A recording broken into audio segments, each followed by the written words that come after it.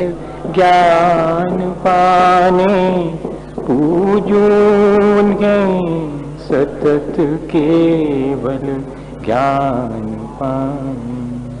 बोले भगवान महावीर स्वामी की, आचार्य कुंद कुंद स्वामी की, आचार्य गुरुवर विद्यासागर मुनि महाराज की।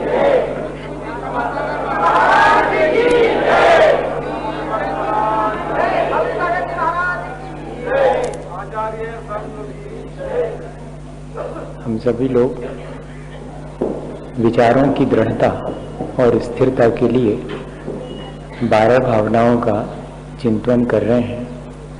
बार बार किसी भी चीज का विचार करने से वह विचार सुदृढ़ होता है और उसका प्रभाव हमारे आचरण पर पड़ता है। हमने अपने जीवन में देखा कि जो जो चीजें हमें संयोगवश हमारे कर्म के अनुकूल या कि प्रतिकूल मिलती हैं, वे सब क्षणिक हैं। हम अगर उन्हें शाश्वत बनाने का प्रयत्न करें तो वो हमारा प्रयत्न निरर्थक होता है और उस प्रयत्न की असफलता के कारण हमें विषाद और निराशा ही होती है। इसलिए हमने ये निश्चय किया है कि हम अपने संपर्क में आने वाली संयोगी वस्तुओं को या कि भावों को, उन सब को क्षणिक मान करके उनमें हर्ष विषाद नहीं करेंगे। हम सोचते हैं कि ये जो हमारी पर्याय है, ये जो हमारा शरीर है, वो भी यदि क्षणभंगुर है तो हम इसको बचाने के लिए कुछ तो उपाय कर सकते हैं। पर हमने वो उपाय करके भी देखे हैं। ये शरीर जैसे हमें मिला है ऐसे ही अपना आयुष पूर्ण हो जाने पर ये भी हमारे सारे उपायों के बावजूद भी हमसे छूट ही जाता है। तब हमने ये निर्णय ले लिया कि साथी सगा न कोई। यहां पर हमारा अपना कोई सगा नहीं है। जिसे हम सगा कहते हैं वो थोड़ी देर का साथ है। सगा तो वो है जिसे कि जुदा ना होना पड़े। लेकिन यहां तो जिसको हम और अपना मान लेते हैं, सगा मान लेते हैं, वह भी हमसे जुदा हो जाता है और हम अकेले ही यहां पर रह जाते हैं। ऐसी स्थिति में और हमने ये निर्णय लिया कि हम किसी के भी सहारे की आकांक्षा नहीं रखेंगे, क्योंकि जितनी आकांक्षा और अपेक्षा मैं अपने बचाव के लिए रखता हूं उतनी अधिक आकुलता होती। और संसार जिसमें कि मुझे सुख जान पड़ता है, मैंने कई बार अपने जीवन के अनुभव से ये देखा कि उसमें सुख नहीं है, लगता जरूर है वो सुख का भ्रम है। क्योंकि सुख तो वास्तव में वो है जिसमें कि दुख ना हो। ये जो मुझे सुख मिला हुआ है यहाँ संसार में, वो तो दुख से मिश्रित है। उसके पीछे पीछे दुख लगा हुआ है। ये हम सब अपने जीवन में अनुभव करते हैं। जिस चीज से थोड़ी देर पहले सुख जान पड़ता है, वही चीज बाद में हमारे लिए दुखदायी हो जाती। कितनी भी सुख देने वाली वस्तु भी इस संसार में क्यों ना हो, उसी चीज से मुझे फिर दुख मिलने लगता है। असल में चीज मुझे सुख दुख नहीं देती, मेरे अपने परिणामों से मैं सुख दुख का भ्रम पाल लेता हूं। मेरे साता के उदय में मुझे वही चीज सुखी देने वाली, सुख देने वाली जान पड़ती है। मेरे असाता के उदय में वही चीज मुझे दुखदायी जान पड़ती है। ये मेरे साता असाता का कर्म का उदय है। मैं इस कर्म से मुक्त होने का प्रयास करूं, इस संसार में सुख दुख के बीच समता रखूं, अपनी इस अज्ञानता को हटाऊं। मैंने संसार भावना से यही जाना और फिर मेरे जीवन में सुख दुख आते हैं तो मैं ये सोचता हूं कि कोई और है जो कि मुझे सुख दुख देता है। मैं भगवान की पूजा भक्ति करूंगा, भगवान खुश होकर के और मुझे सुखी कर देंगे। मैं किसी व्यक्ति की ज्यादा सेवा करूंगा, वो मुझे खुश होकर के कुछ दे देगा। कोई मेरा बिगाड़ किए जाने पर मुझे दुख भी दे सकता है, ऐसा मेरे मन में विचार निरंतर चला करता है। देखता भी हूं मैं इस संसार में कि जिससे थोड़ा सा बना के चलता हूं वो तो काम आता है, जिससे थोड़ा बिगाड़ लेता हूं वो मेरे लिए मुश्किल उत्पन्न करता है। लेकिन मैं उस समय ये भूल जाता हूं कि ये जो मुश्किल आई है वो इस सामने वाले के द्वारा आई है या कि मेरे अपने अंतरंग के कर्म के उदय में आई है। ये जो मुझे सुख जान पड़ रहा है कि दूसरे के द्वारा दिया गया है, वो वास्तव में दूसरे के द्वारा दिया गया है, तो फिर ये मुझे हमेशा सुखी बनाए रखे, मुझे कभी भी ये दुखी ना होने दे। पर मेरा सगा बेटा भी क्यों ना हो, मेरे ऊपर दुख आने पर उसे शेयर नहीं कर सकता, वो मुझे हमेशा सुखी नहीं बनाए रख सकता। इसका मतलब है कि ये बाहर की चीजें मुझे सुखी नहीं बनाती हैं, मेरे अपने साता का उदय मुझे सुखी बनाता है। इसका मतलब ये हुआ कि सुख और दुख दोनों को भोगने के लिए मैं अकेला ही। शुभ अशुभ कर्म फल जेते, भोगे जिय एक ही देते। सुतदारा होए न सीरी, सब स्वार्थ के हैं भीरी। ये जरा सा लाइन नीचे वाली जरा ठीक नहीं जान पड़ती। जब तक अपन को अज्ञानता है तब तक ठीक नहीं जान पड़ती। ऊपर की लाइन तो थोड़ी सी जमती है कि ठीक बात है, शुभ अशुभ मैंने जो कर्म किए हैं उनके अनुसार मुझे भला बुरा फल मिलेगा। लेकिन ये जो सुत धारा हो न सीरी, अरे ये तो मैं ब्याह करके लाया था इसको, ये तो मेरी अपने बेटे हैं, ये अपनी मेरी बेटी है, ये दादा हैं, ये नाना हैं, ये चाऊ हैं, ये संबंध तो मैंने ही बनाए थे, ये सारे संबंध। और इस दृष्टि से बनाए थे कि जैसे मेरे सुख में ये सुखी होंगे और मेरे सुख को बढ़ाएंगे, मेरे दुख में दुखी होकर मेरे दुख को घटा लेंगे। लेकिन मैं देखता हूं कि ये मेरे सुख में सुखी होकर मेरे सुख को नहीं बढ़ा पाते और मेरे दुख में कितने दुखी हो जाए मेरे दुख को जरा भी कम नहीं कर पाते। अरे मैं व्यर्थ ही जो है इनसे ये अपेक्षा रखता हूं कि ये मेरे सुख दुख में सहाय होंगे। नहीं, सुख दुख तो मुझे अपने अकेले ही भोगना पड़ेंगे। मेरे शुभ अशुभ कर्मों का फल भोगने के लिए यहाँ मैं अकेला हूं, ये अनुभूति हमारे भीतर निरंतर बनी रहे तो इससे क्या होगा? न किसी से अपेक्षा होगी, न किसी से गिला शिकवा और शिकायत होगी। जिंदगी हो गई, हमने अपने भैया को सब कछु करो, लड़का को कितनों हमने करो, भैया को पढ़वे लाखों रुपया में हमने पढ़वाओ और करो। अब देखो सुबह बोल चलक तक नहीं है, हमारी बहू आई है सुबह भी ऐसी आई है कि कछु हम करते ही नहीं है। अब ले, अब ये जो अपने मन में विचार आया वो विचार कहां से आया? वो विचार मेरी अपने श्रद्धान की कमी से आया। अगर मैं विचारवान हूं, अगर मैं इस भावना का निरंतर विचार करता हूं तो फौरन जो है मेरे मन में क्या विचार आना चाहिए? करे ये सब मेरे सुख दुख में कारण बने तो बने, पर वास्तव में तो मेरे अपने शुभ अशुभ कर्म ही मेरे सुख दुख के कारण हैं। मैं व्यर्थ ही बाहर के लोगों में और अपना कारण ढूंढता हूं और बाह्य कारणों में मैं संक्लेश करता हूं या अहंकार करता हूं। मुझे ऐसे समय पर तो अपने जिन कर्मों से मुझे ये सुख दुख की अनुभूति हो रही है उन कर्मों को काटने का उपाय करना चाहिए, आगे संभल करके कर्म बांधना चाहिए। ये चीज अपने मन में और उत्पन्न हो जावे, इसी का नाम तो एकत्व भावना है भैया। अपने लिए निरंतर संयोग बहुत मिलते हैं, चाहे वे सुख के संयोग हो, चाहे वे दुख के संयोग हो, चाहे मित्र का संयोग हो, चाहे शत्रु का संयोग हो। ये संयोग हमेशा मिलते हैं। मित्र के संयोग में सुखी होते हैं, शत्रु के संयोग में दुखी होते हैं, और शत्रु के वियोग में सुखी हो जाते और मित्र के वियोग में दुखी हो जाते।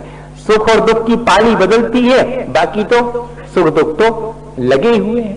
किसी के संयोग में सुख होता तो किसी के वियोग में सुख होता है। बताइए, ये संयोग वियोग दोनों ही मेरे लिए सुख उत्पन्न करने वाले और संयोग वियोग दोनों ही मेरे लिए दुख उत्पन्न करने वाले, ऐसा मुझे जान पड़ता है। लेकिन वास्तव में मेरे अंतरंग के जो शुभ अशुभ कर्म हैं वही इसमें कारण बनते हैं।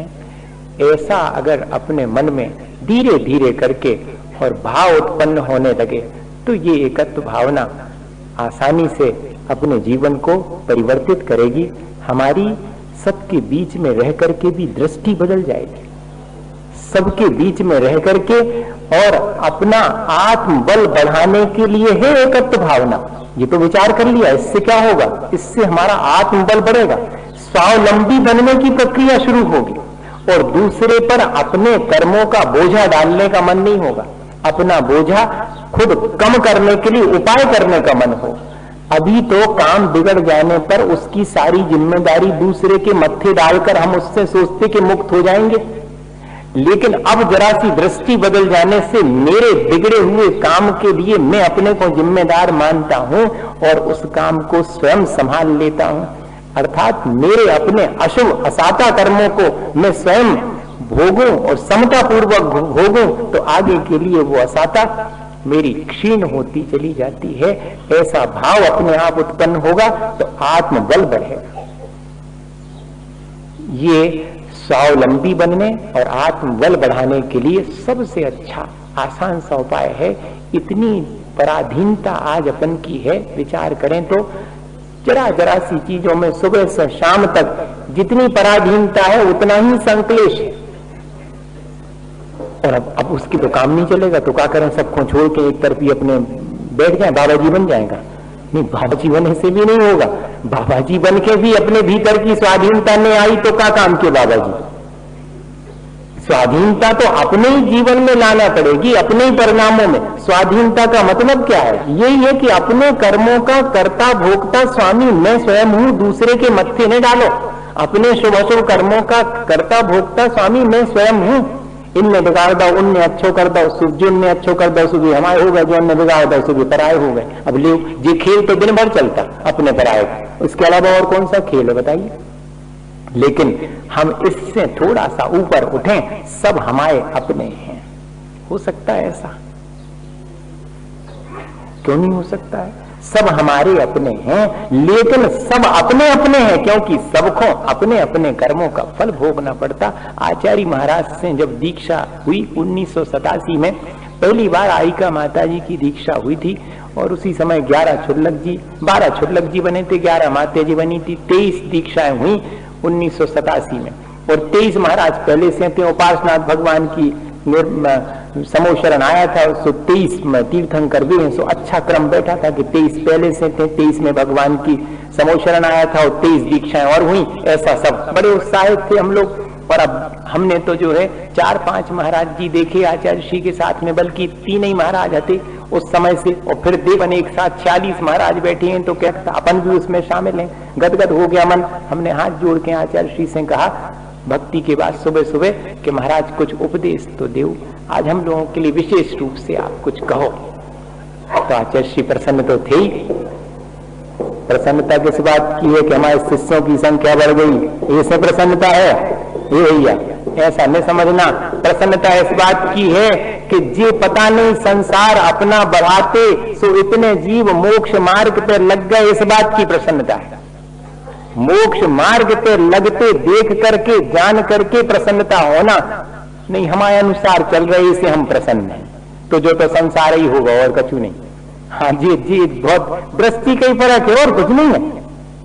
उनको प्रसन्नता थी कि चलो इस तरह से ये सब जीव मोक्ष मार्ग पर लग गए हैं और अपना अपना कल्याण कर जाएंगे। मैं तो निमित्त हूँ। कई बार आचार्य श्री यही चीज कहते हैं कि भाई मैं तो सिर्फ निमित्त हूँ, बाकी आप अपने कल्याण के लिए स्वयं जिम्मेदार हैं। आप करो तो और नहीं करो तो आप अपने परिणाम स्वयं संभालो।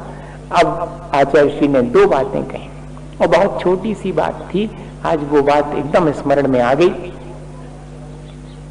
उपदेश क्या था कि देखो, जब सबके बीच अपनी चर्या करो, बोलो बैठो उठो, तो क्या भाव रखना कि ये सब हमारे साधर्मी हैं, तो सब हमारे हैं, तो सबके सुख दुख का मुझे ध्यान रखना है। किसी के भी दुख में मैं निमित्त ना बनूं, सुख में कोई अपना निमित्त बनावे तो बनावे, लेकिन मैं किसी के दुख में निमित्त ना बनूं। जिसकी जितनी भी सेवा हो सके सो मैं करूं। जी हो गया।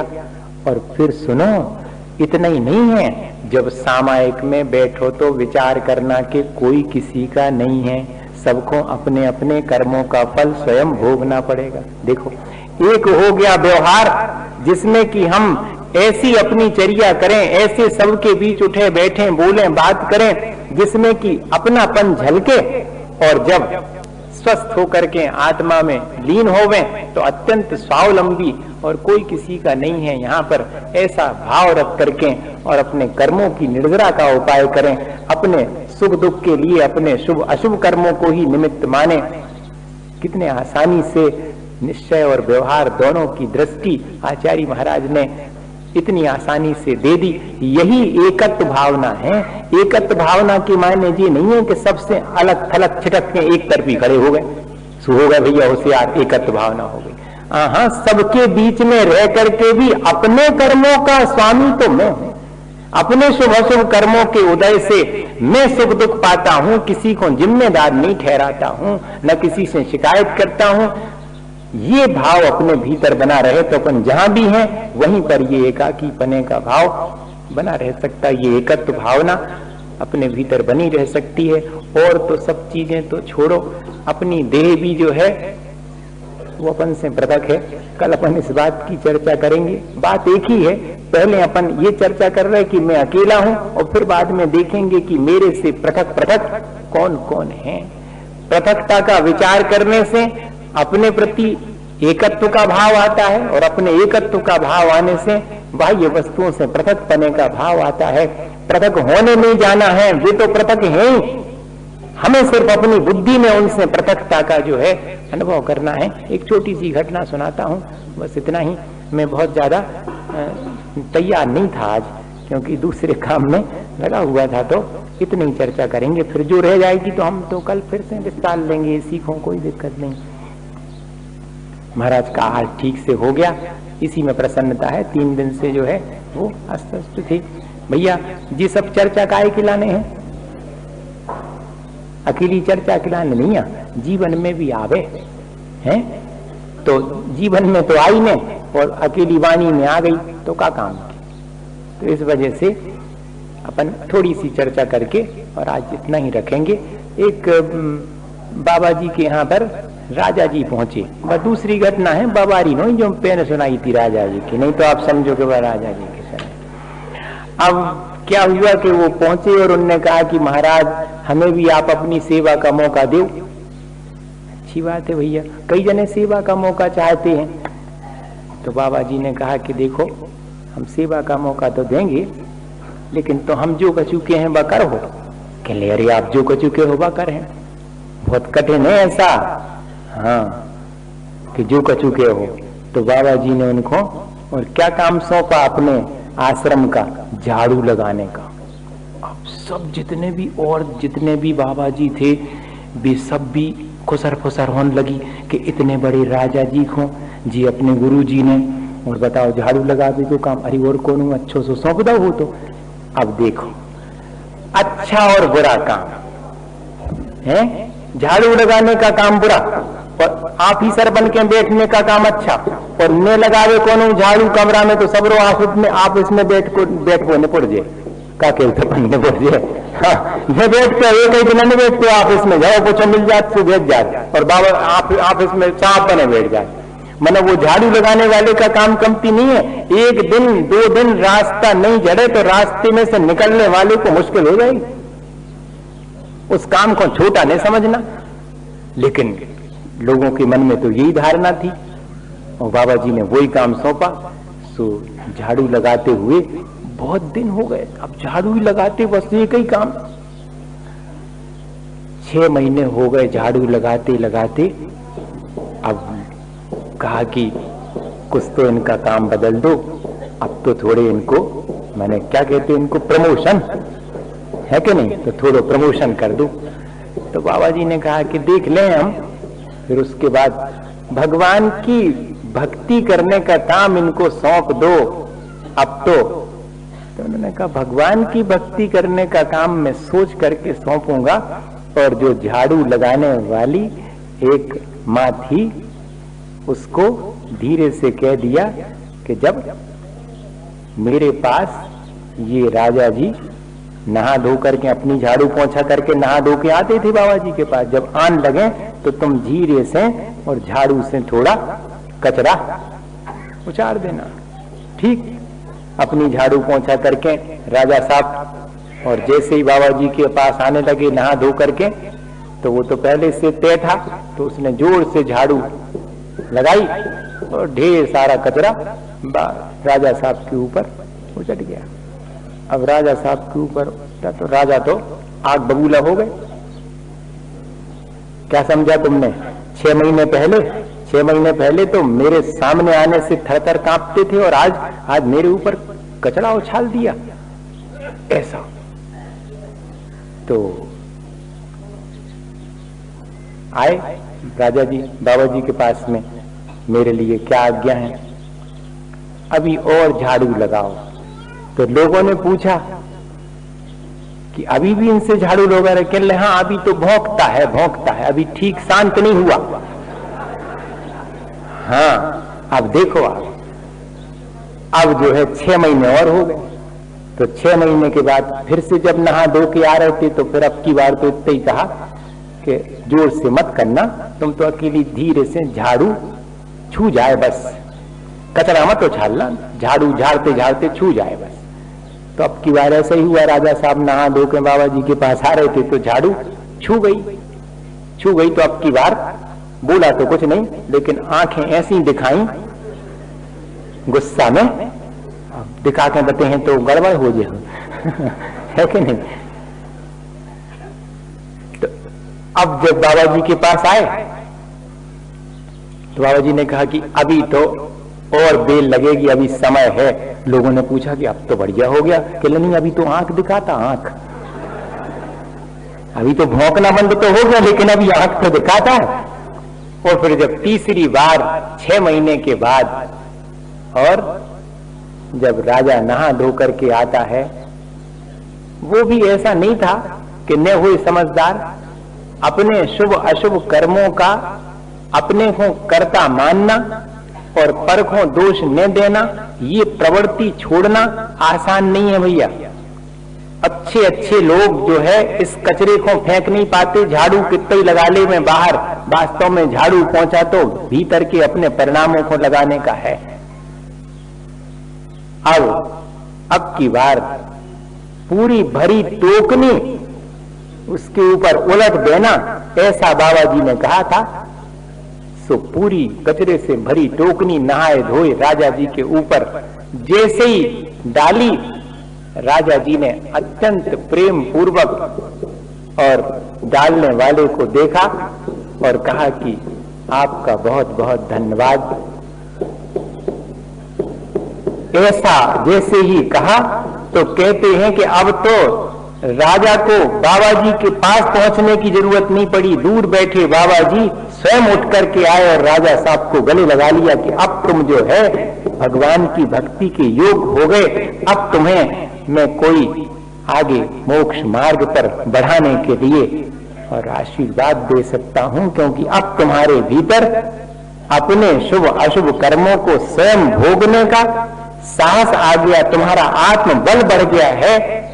अब समता भाव तुम्हारे भीतर धीरे धीरे आने लगा है। ये एकाकी पने का भाव हमारे जीवन में समता लाता है, हमारे आत्मबल को बढ़ाता है, हमें स्वावलंबी बनाता है, हमें संसार में जो निमित्त हैं हर्ष विषाद के, उनके बीच भी और आसानी से अपना जीवन जीने का साहस देता है।